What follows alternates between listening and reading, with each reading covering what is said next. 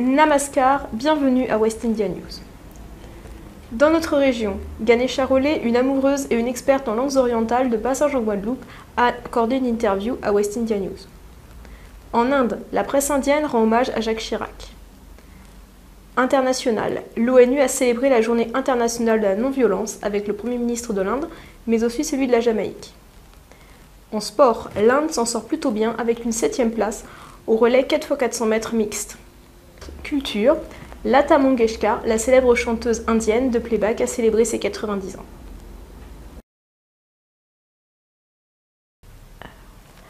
La mort de l'ancien président français Jacques Chirac a suscité de nombreuses réactions dans la presse indienne. Le souvenir fort qu'elle retient est l'opposition du président Chirac au président américain George W. Bush à propos de l'invasion en Irak en 2003. Mais Jacques Chirac était aussi un amoureux de l'Inde.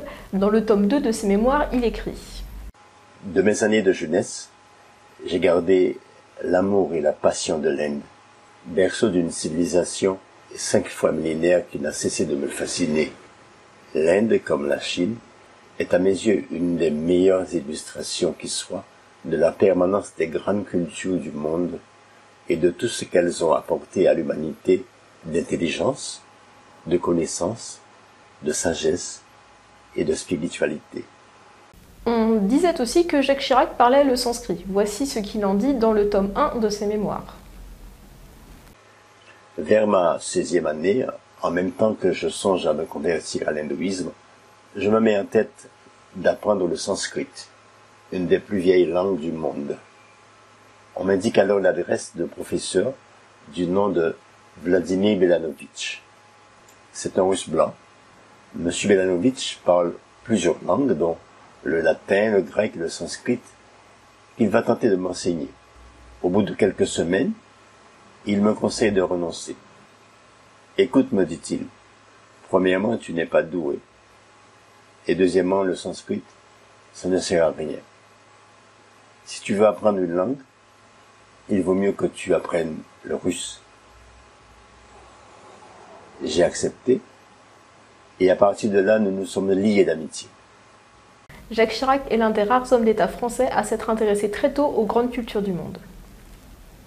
Le président de l'Inde, Ramnath Kovind, a transmis ses condoléances à la France pour le décès d'un grand chef d'État et d'un grand ami de l'Inde.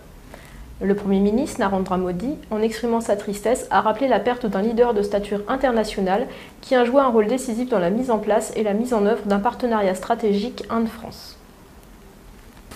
L'ONU a décrété le 2 octobre Journée internationale de la non-violence. C'est le jour anniversaire de la naissance du Mahatma Gandhi, chef du mouvement pour l'indépendance de l'Inde et pionnier de la philosophie et de la stratégie de la non-violence.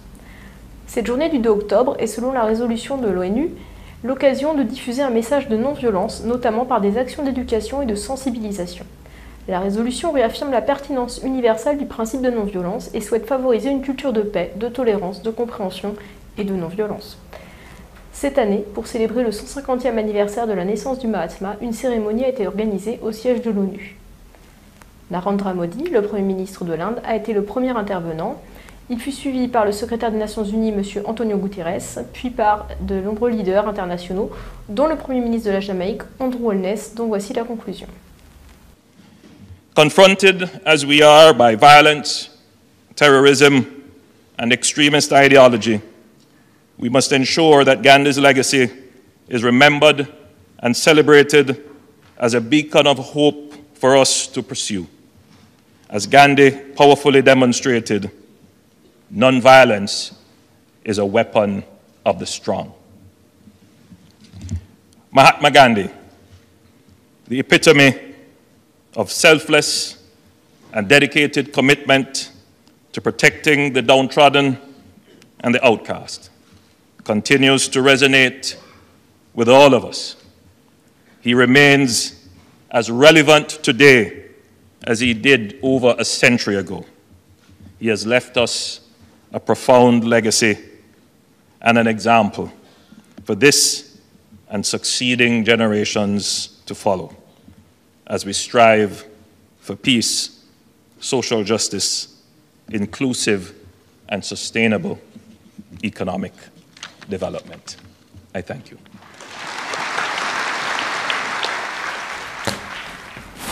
Hindi, ourdou, mandarin, espagnol, anglais. Elle est amoureuse de toutes ces langues et elle les a apprises.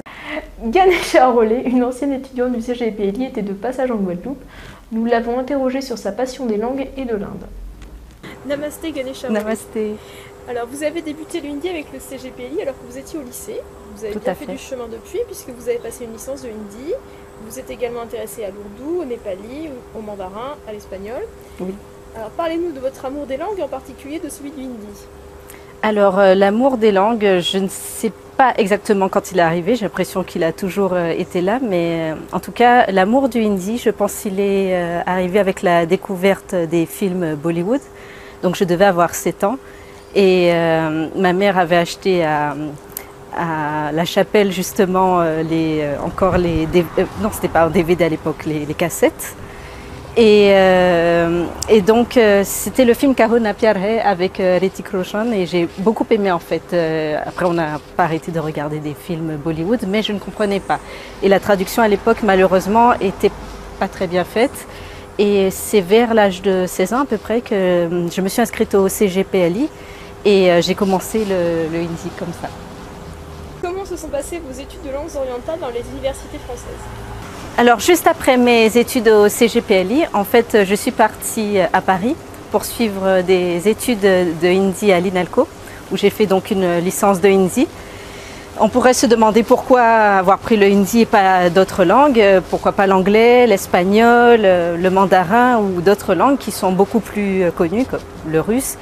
Eh bien le hindi aussi également est une langue qui est très parlée dans le monde, notamment bien sûr en Inde, dans la diaspora indienne et tout. Et donc c'est une langue qui m'a beaucoup servi jusqu'à maintenant. Et l'ambiance justement à l'INALCO était vraiment superbe, les étudiants, les professeurs très agréables, très compétents. Et donc j'ai beaucoup aimé mon expérience parisienne et voilà. Vous êtes allé en Inde, que retenez-vous de cette expérience? Alors oui, lors de mon premier séjour en Inde, donc c'était je crois en 2012 et c'était quand j'étais encore à l'INALCO. J'y suis allée avec une camarade de classe et vraiment on ne savait pas du tout quoi penser de l'Inde au départ. On avait bien sûr lu dans les livres ce qu'était l'Inde, vu des films et tout et on avait vraiment peur d'avoir appris le hindi pour rien en fait. Vraiment c'était ça le problème. Et sur place on a été agréablement surprise, heureusement. Effectivement, il y a de la misère, je ne veux pas le cacher, mais c'est une misère qui nous fait grandir également. Parce qu'on voit le monde d'une différente manière à travers les yeux des Indiens. Et vraiment, j'ai beaucoup apprécié cette expérience, ça m'a fait grandir vraiment. Avez-vous d'autres projets linguistiques? Alors oui, cette année j'ai fait une traduction d'un roman de Gulzar qui est également producteur et dramaturge indien et qui a fait un recueil de poèmes qui s'appelle Green Poems, donc on l'a traduit en français et ça s'appelle Le chant de la nature. Et donc il est disponible sur le site de Banyan, des éditions Banyan. Et je l'ai fait avec Jyoti Garin qui est professeure de hindi, vraiment très admirable et très compétente également. Et ça a été vraiment un plaisir de traduire donc l'ouvrage de Gulzar et j'espère que ça va vous plaire si jamais vous venez à le lire. Avez-vous quelque chose à ajouter à cette interview? Alors, donc pour les étudiants de hindi, je vous conseille justement de poursuivre vos études de hindi, qu'il ne faut pas désespérer, que c'est une langue qui emmène de nouvelles perspectives d'avenir. Et donc, pour les personnes également qui aiment l'Inde et qui aiment les langues, le hindi aussi est une langue qui est indo-européenne, donc elle peut vous servir dans d'autres langues également. Donc je vous la conseille, vous pouvez l'apprendre en Guadeloupe justement au CGPLI. Les cours ont commencé, donc vous pouvez vous inscrire quand vous voulez et je vous le recommande vivement. Voilà. Je vous remercie beaucoup pour votre disponibilité, votre sourire. Mais merci à vous. L'Inde s'est qualifiée pour la première finale de l'histoire du relais 4x400 mètres mixte au championnat du monde de Doha. Elle a terminé 7e de la finale avec un temps de 3 minutes 15 secondes 77 centièmes, son meilleur temps de la saison. Donc, cette nouvelle épreuve sera présente aux Jeux Olympiques de Tokyo l'année prochaine. Nous souhaitons bonne chance au relais indien pour la suite. Heureux anniversaire à Lata Mangeshkar, la plus célèbre des chanteuses de playback dans les films de Bollywood, qui a fêté ses 90 ans le 28 septembre dernier. Lataji a chanté en plus de 36 langues indiennes. Elle a reçu la Bharat Ratna, la plus haute distinction civile indienne. La France lui a également décerné la médaille d'officier de la Légion d'honneur en 2007.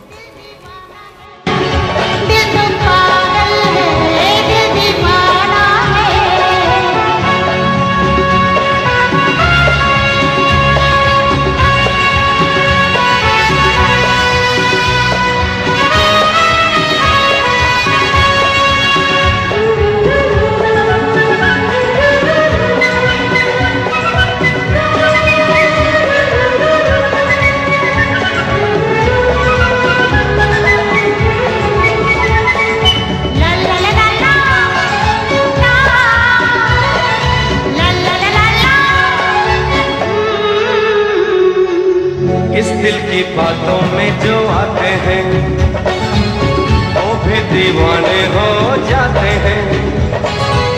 मंजिल तो राहें ढूंढ लेते हैं, रास्ते मगर खो जाते हैं।